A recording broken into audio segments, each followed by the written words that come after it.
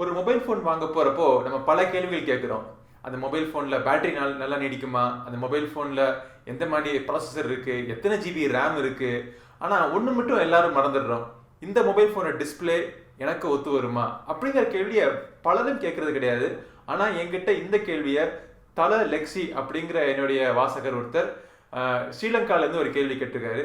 So அவருக்காக மட்டும் இல்ல, இந்த வீடியோ பார்த்துக்கிற அனைவருக்கும் ஒரு பதில் அமையட்டுங்க. இந்த பதிவில் மொபைல் போனோட டிஸ்பிளே ரகங்கள் பத்தி பேசுவோம்.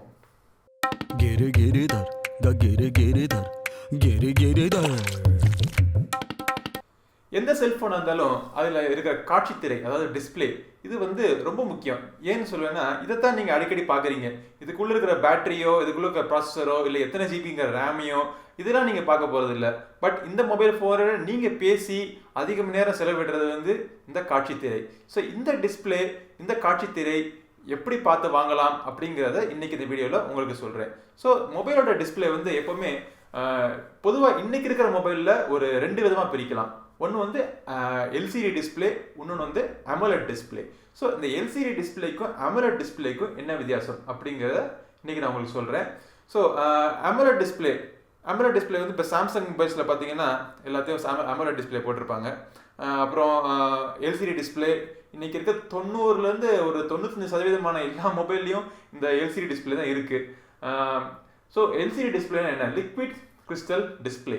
லிக்விட் கிறிஸ்டல் டிஸ்பிளேல இது எப்படி இயங்குதுன்னா, இதுக்கு பின்னாடி ஒரு டயோடு இருக்கும். அந்த டயோடு வந்து எப்போவுமே வந்து வெளிச்சத்தை அனுப்பிட்டே இருக்கும்.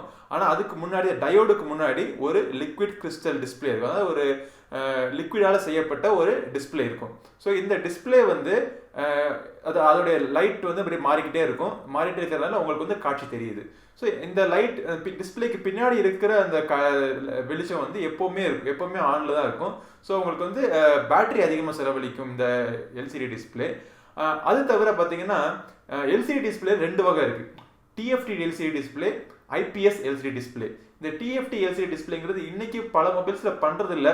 ஒரு 2 வருஷம் முன்னாடி சோனி மொபைல்லாம் பார்த்தோம். அது ரொம்ப ஃபெயிலியரான மாடல்னு இப்போ யாரும் இப்போ யூஸ் பண்ணுறது இல்லை. அது ஏன் ஃபெயிலியர்னா, பல கோணத்தில் நீங்கள் பார்த்தீங்கன்னா, அதாவது நேராக வச்சு பார்க்காம இந்த சைடில் வச்சு பார்க்குறது, இந்த மாதிரி கீழே வச்சு பார்க்குறது, இந்த மாதிரி பல கோணங்களை நீங்கள் பார்க்குறப்போ அந்த கலர் வந்து ஒரு மாதிரி வெளுப்பாகவும் உண்மையான கலர் உங்களுக்கு தெரியுறது இல்லை இந்த டிஎஃப்டி எல்சிடி டிஸ்பிளேல.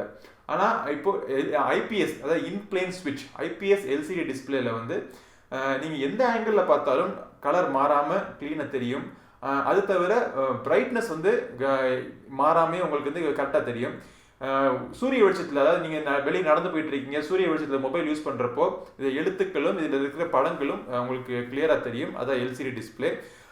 ஆனால் இதில் வந்து ஒரு பிரச்சனை இருக்குது. என்ன பிரச்சனைனா, இதுக்கு பின்னாடி லைட் எப்போவுமே ஆன்ல இருக்குன்னு சொன்னேன். ஸோ அதனால பார்த்தீங்கன்னா முன்னாடி இருக்கிற திரையில வந்து கம்ப்ளீட் அந்த லைட்டை பிளாக் பண்ணாது. ஸோ கம்ப்ளீட்டாக லைட்டை பிளாக் பண்ணதுனால கருப்பாக தெரியாது. அதான் கருப்பளவுன்னு சொல்லுவோம். எந்த மொபைல்லையுமே வந்து பிளாக் லெவல்ஸ், அதாவது கருப்பளவு வந்து ரொம்ப முக்கியம். இது யாருக்கு ரொம்ப முக்கியம்னா, அதிகமாக கேம் விளையாடுறவங்க, இல்லை அதிகமாக இந்த மாதிரி பேய் படம் இதெல்லாம் பார்க்குறவங்களுக்குலாம் வந்து இந்த கருப்பு லெவல் வந்து ரொம்ப முக்கியம். ஏன்னா கருப்பாக தெரிஞ்சாதான் வெள்ளையாக தெரியும். ஆனால் இந்த எல்சிடி டிஸ்பிளே பொறுத்த மாட்டேங்கும் கருப்பு வந்து ஃபுல்லாக கருப்பாக தெரியாது. ஓரளவுக்கு ஒரு வெளுப்பான ஒரு கிரேல அந்த மாதிரி தெரியும். ஸோ அதனால இந்த கேம் அதிகமாக விளையாடுறவங்க ப்ளஸ் இந்த டார்க் மூவிஸ் பார்க்குறவங்க எல்லாம் எல்சிடி டிஸ்பிளே அதிகமாக விரும்ப மாட்டாங்க. இதுக்காக தான் அமோலட் டிஸ்பிளே இருக்குது. ஸோ அமோலட் டிஸ்பிளே டெக்னாலஜி எப்படி ஓடிட்டு இருக்குன்னா, அமோலட் அப்படின்னா ஓஎல்இடிங்கிறது வந்து organic light emitting diode. Organic light emitting டயோடில் முன்னாடி ஆக்டிவ் மேட்ரிக்ஸ் அப்படிங்கிற வார்த்தை போட்டுருந்தாங்க. அது அமோலட்.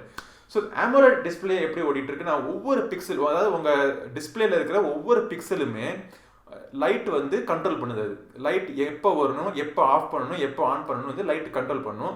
அதாவது இப்போ ஒரு 100% ஸ்க்ரீன் இருக்கு. அந்த 100% ஸ்க்ரீனில் உங்கள் நேம் மட்டும் தெரியணும் அப்படின்னா, உங்கள் பேர் எங்கே இருக்கோ அங்கே மட்டும்தான் வெளிச்சம் இருக்கும். மிச்ச இடத்த வெளிச்சம் சுத்தமாக இருக்காது. அதனால இந்த அமோலட் டிஸ்பிளேல வந்து கருப்பளவு அதிகமாக நல்லா தெரியும் உங்களுக்கு. கருப்பளவு மட்டும் இல்லாமல் மித்த நிறங்கள் எல்லாமே வந்து அருமையாக தெரியும் அமோலட் டிஸ்பிளேல. ஆனால் ஒரு பிரச்சனை என்னன்னா, அமோலட் டிஸ்பிளே ரொம்ப எக்ஸ்பென்சிவ். இப்போ ஒரு 30,000-40,000க்கு மேலே இருக்கிற மொபைலில் மட்டும் தான் நம்ம அமோலட் டிஸ்பிளே அதிகமாக பார்க்க ஆரம்பிக்கிறோம் இப்பொழுதைக்கு. ஆனா 10,000 5,000 எல்லா மொபைல்லையும் வந்து எல்சிடி டிஸ்பிளே இருக்கு. ஒரு டிஸ்பிளே எடுத்த உடனே, இப்போ ஒரு மொபைல்ல வந்து எனக்கு நிறைய டிஸ்பிளே ரிவ்யூ, இப்போ நிறைய மொபைல் எனக்கு ரிவ்யூல வருது. இந்த ரிவ்யூ பண்றப்போ டிஸ்பிளே பாக்குறப்போ நான் ஒரு 4 விஷயம் முக்கியமா பார்ப்பேன். ஒரு டிஸ்பிளே எடுத்தோடனே அதோட பிரைட்னஸ் எப்படி இருக்கு, பிரைட்னஸ்னா இண்டோர்ல, அதாவது வீட்டுக்குள்ள இருக்கோ இல்ல உங்க ஆபீஸ்ல இருக்கும்போதோ அதோட பிரைட்னஸ் எப்படி இருக்கு. அப்புறம் நீங்க வெளியில நடந்து போறப்போ சூரிய வெளிச்சம் அதுல படுறப்போ உங்களுக்கு எழுத்துக்கள் முக்கியமா தெரியுதா, அது ஒண்ணு முக்கியமா பார்ப்பேன் பிரைட்னஸ்ல. அப்புறம் கலர் கான்ட்ராஸ்ட், இந்த கலர்ஸ் எல்லாம் எவ்வளவு தூரத்துக்கு நல்லா தெரியுது, உண்மையான சிகப்பு வந்து சிகப்பா தெரியுதா, வெள்ளை வந்து வெள்ளையா தெரியுதா, கருப்பு வந்து கருப்பா தெரியுதா, அது ஒரு முக்கியமான விஷயம் பார்ப்பேன். அப்புறம் வந்து வியூயிங் ஆங்கிள்ஸ், அதாவது நம்ம பார்க்குற கோணத்துல பார்க்குற கோணம் வந்து எந்த கோணமா இருந்தாலும் அந்த கலர் மாறாம தெரியணும், எழுத்துக்கள் மாறாம தெரியணும். ஸோ இந்த 4 விஷயங்களும் முக்கியமா வந்து எப்பவுமே ஒரு டிஸ்பிளேக்கு வந்து நல்லா இருக்கணும்னு சொல்லுவேன். ஸோ AMOLED டிஸ்பிளே பொறுத்த மட்டும் உங்களுக்கு கலர்ஸ் நல்லா இருக்கும். ஆனா எல்சிடி டிஸ்பிளேல கலர்ஸ் ரொம்ப நேச்சுரலா இருக்கும், பெர்ஃபெக்டா இருக்கும். AMOLED டிஸ்பிளேல உங்களுக்கு கருப்பளவு கரெக்டா தெரியும், எல்சிடி டிஸ்பிளேல கருப்பளவு நல்லா தெரியாது. AMOLED டிஸ்பிளேல பேட்டரி வந்து ரொம்ப கம்மியா யூஸ் பண்ணும். ஏன்னா வந்து தேவையான பிக்சல்ஸ் மட்டும் தான் லைட் யூஸ் பண்ணிட்டு இருக்கு, மித்த தேவையில்லாத பிக்சல் எப்பவுமே ஆஃப்ல இருக்கு. அதே நேரத்துல IPS LCD டிஸ்பிளே பாத்தீங்கன்னா எப்பவுமே ஆன்ல இருக்கு, அதனால பேட்டரி அதிகமா செலவு பண்ணும். ஸோ நீங்க இப்போ ஒரு மொபைல் போன் வாங்குறப்போ நீங்க அதிகமா கேம் விளையாடுவீங்களா, இல்ல அதிகமா வந்து சினிமாக்கள் டார்க் மூவிஸ் பாப்பீங்களா அப்படிங்கிறதா இருந்தா நீங்க AMOLED டிஸ்பிளே கண்டிப்பா சூஸ் பண்ணி ஆகணும்.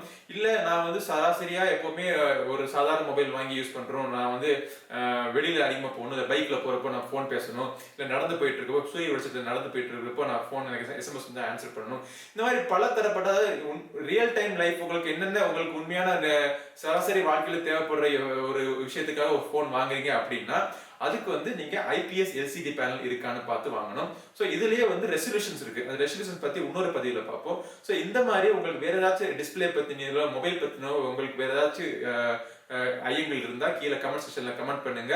இந்த வீடியோ உங்களுக்கு பிடிச்சா லைக் பண்ணுங்க. உங்க நண்பர்கள் யாருக்கும் இந்த வீடியோ உபயோகமா இருக்குன்னு நினைச்சீங்கன்னா அவங்களோட கண்டிப்பா ஷேர் பண்ணுங்க. அடுத்த பதிவுல உங்களை சீக்கிரம் பார்க்கிறேன். ஆனா நீங்க மறக்காம சேனல் சப்ஸ்கிரைப் பண்ணுங்க.